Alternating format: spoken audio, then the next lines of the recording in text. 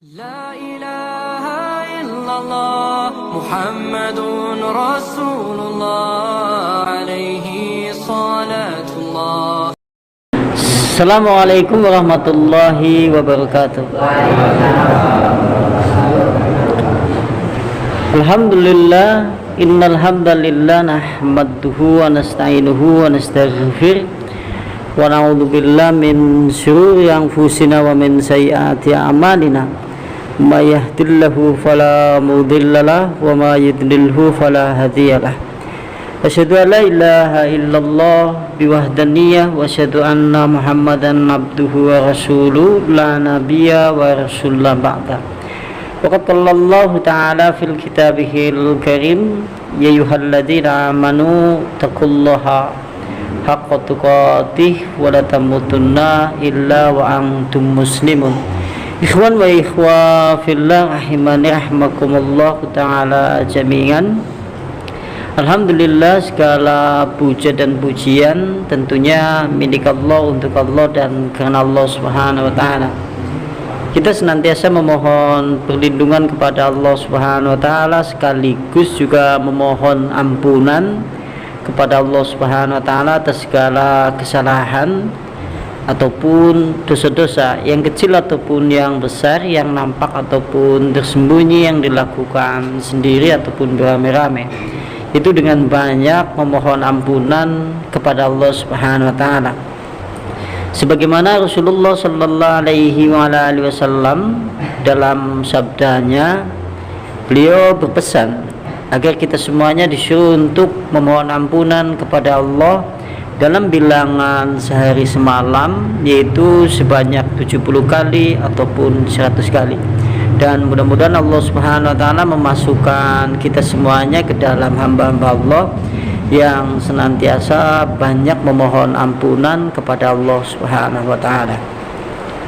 Sampai di tafsir surat Asy-Syams ya. Di kitab tafsir Ibnu Katsir, kita baca ayatnya terlebih dahulu. Bismillahirrahmanirrahim. Wasyamsi wadduhaha wal qamari idza tallaha wan nahari idza jallaha wal laili idza yaghshaha was samai wama bannaha wal ardi wama tahaha wa nafsi wa ma sawwaha fa'alhamaha fujuraha wa taqwaha qad aflaha man zakaha wa qad khaba man dasaha. Surat Asy-Syams ayat 1 sampai dengan 10. Kita lihat artinya. Wasyamsi, demi matahari, wadduhaha, yaitu dan di waktu pagi atau waktu duha. Demi matahari dan di waktu duha, matahari itu bersinar. Wal qamari, dan rembulan, idza apabila talaha, mengiringi matahari itu. Wan nahari, dan demi siang hari, idza apabila jallaha, menampakkannya. Wal laili, dan malam, idza apabila yaghshaha, menutupinya. Wassamai wa ma bannaha, dan langit, wa ma, dan apa saja, bannaha, pembinaannya. Wal ardi, dan bumi, dengan apa saja penghamparannya. Wa nafsi, dan jiwa. Wa ma sawwaha, dan apa saja penyempurnaannya. Fa'alhamaha, maka dia Allah mengilhamkan kepada jiwa, fujuraha, yaitu jiwa yang fujur atau fasik, wa taqwaha, dan ketakwaan kepada Allah subhanahu wa ta'ala. Qad, sungguh, aflaha, telah beruntung man, siapa saja, zakaha, yang mensucikan jiwanya. Wa qad, dan sungguh, khaba, telah rugi, man, siapa saja, dasaha, yang mengotorinya atau mengotori jiwa. Kalau seandainya kita artikan terjemahan secara keseluruhan, demi matahari di waktu pagi duha, dan demi rembulan tatkala mengiringinya, dan siang hari apabila menampakkannya, dan malam hari apabila menutupinya, dan langit dengan segala pembinaannya, dan bumi dengan segala penghamparannya, dan jiwa dengan segala penyempurnaannya, maka dia Allah Subhanahu wa taala mengilhamkan kepada jiwa, yaitu jiwa yang fasik dan takwa. Maka sungguh beruntung siapa saja yang mensucikan jiwa, dan sungguh amatlah merugi bagi siapa saja yang mengotorinya. Surat Asy-Syam ayat 1 sampai dengan 10. Sekarang kita lihat penjelasannya dalam tafsir Ibnu Katsir. Sampean bisa lihat linknya atau download di Play Store, kayaknya banyak. Mesti nang Play Store akeh ya. Aplikasi Ibnu Katsir kan aplikasi terkenal, sehingga nang Play Store juga ada banyak. Qala Mujahid, berkata Mujahid, wasamsi wadduhaha, ini menurut Mujahid, kalimat wasyamsi wadduhaha maksudnya adalah sinarnya yang terang di pagi hari. Jadi kalau Mujahid mengartikan kalimat wasyamsi wadduhaha, maka demi matahari dengan sinarnya yang terang di pagi hari.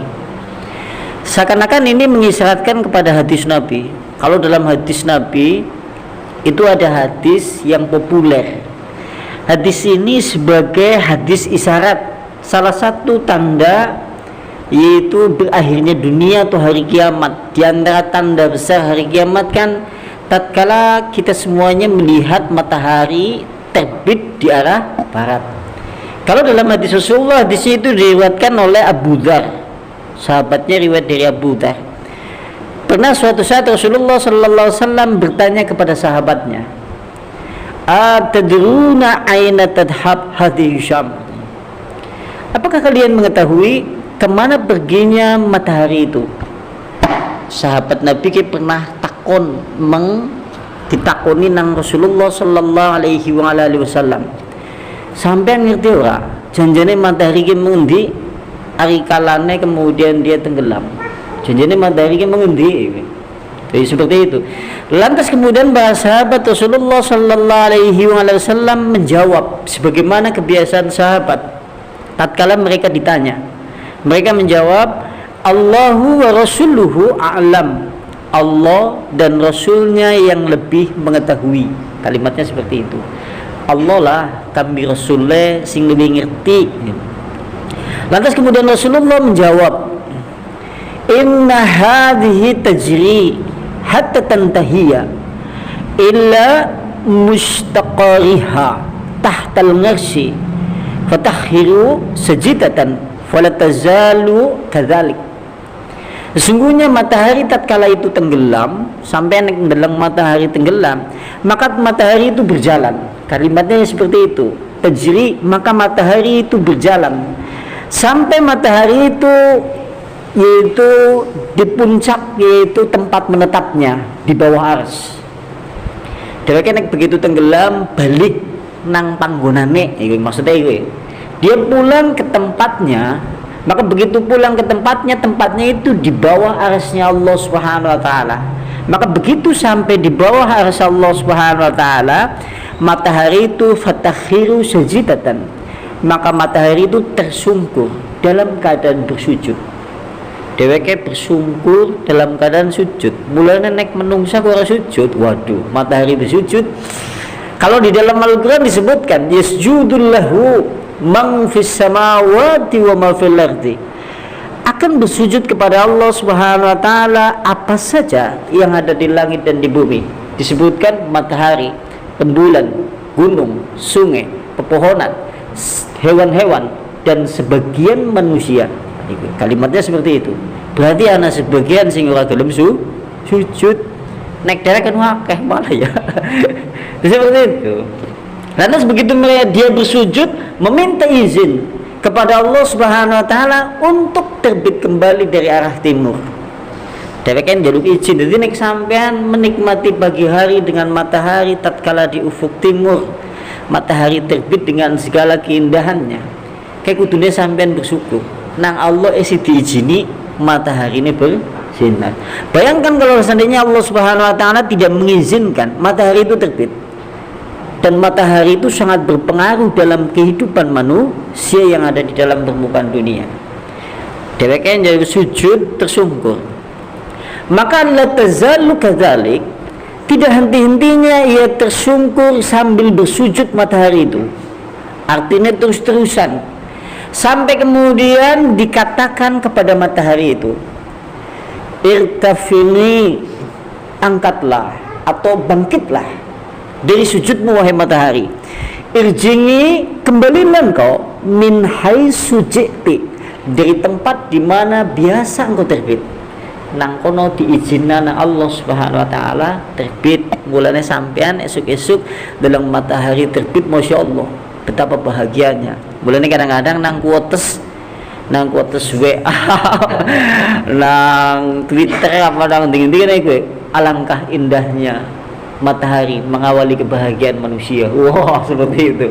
Kan iya, karena memang betapa bahagianya manusia tatkala kemudian melihat keindahan pagi. Sampean kan ora ngerti juga. Si tekan esuk napa mboten? Kita kan tidak tahu betapa nikmatnya. Coba sampean esuk-esuk melaku-melaku, Masya Allah, nikmat yang tiada tara yang diberikan oleh Allah Subhanahu wa taala. Lantas kemudian fatarjingu wa tusbihu talingatan madalangiha.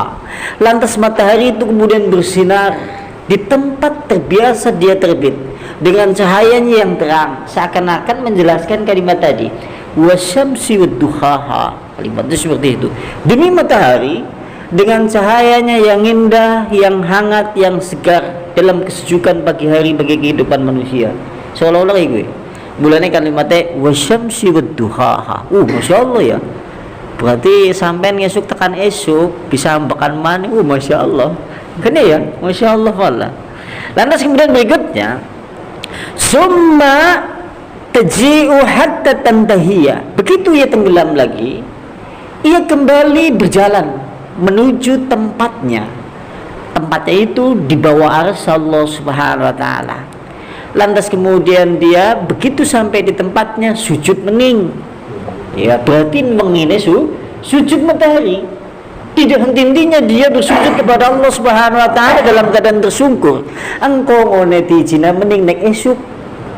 Ya, mulane wengi-wengi aja ngotur terus. Mulane ulama kan ngomong seperti itu. Al-lailu dulmah, malam itu gelap.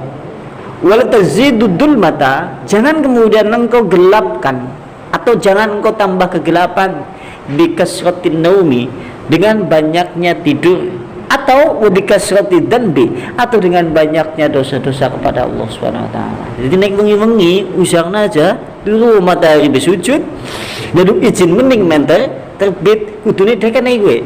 Jaduk izin mening menurip. Jadi seperti itu ya. Masya Allah. Lantas begitu seperti itu, la yastankiru annas, kondisi yang seperti itu tidak diingkari oleh manusia. Artinya perjalanan roda kehidupan manusia dengan ditandai matahari terbit dari arah timur, tenggelam di arah barat, ini tidak diingkari oleh manusia. Artinya berjalan dengan sesuai dengan harapan manusia. Manusia tidak mengingkarinya.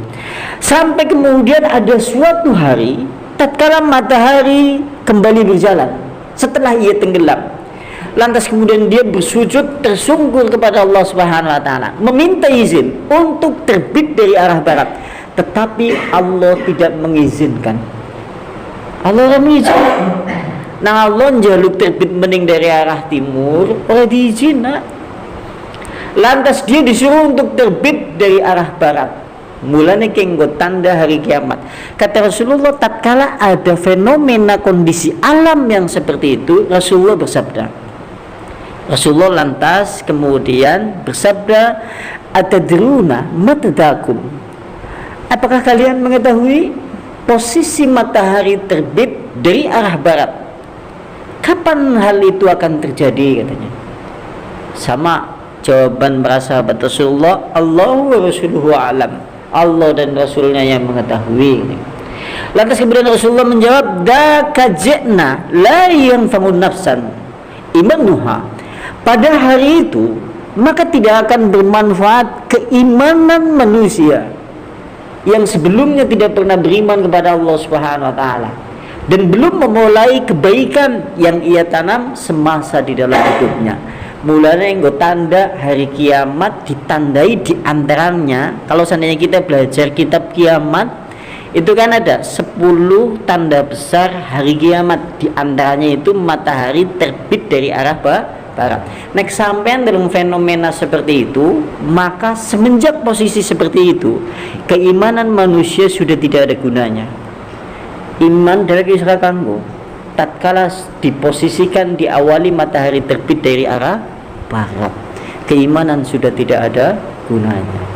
Kalau menurut penafsiran, begitu fenomena seperti itu, besoknya lagi Allah diizinkan kembali terbit dari arah timur sampai menjelang hari kiamat. Akan tetapi menjadi tanda apabila ada fenomena matahari terbit dari arah barat kenggo tetenger, yaitu ciri tanda kiamat yang besar, dan keimanan manusia sudah tidak bermanfaat yang sebelumnya belum beriman. Jadi sedurunge beriman ora manfaat, tapi yang sebelumnya sudah beriman kepada Allah bermanfaat. Jadi seperti itu. Nek bisa aja ngalami zaman yang seperti itu, karena 10 tanda kiamat kan penuh dengan fitnah, penuh dengan segala kesengsaraan hidup yang ada di zaman akhir pada saat itu, karena mendekati dengan hari kiamat.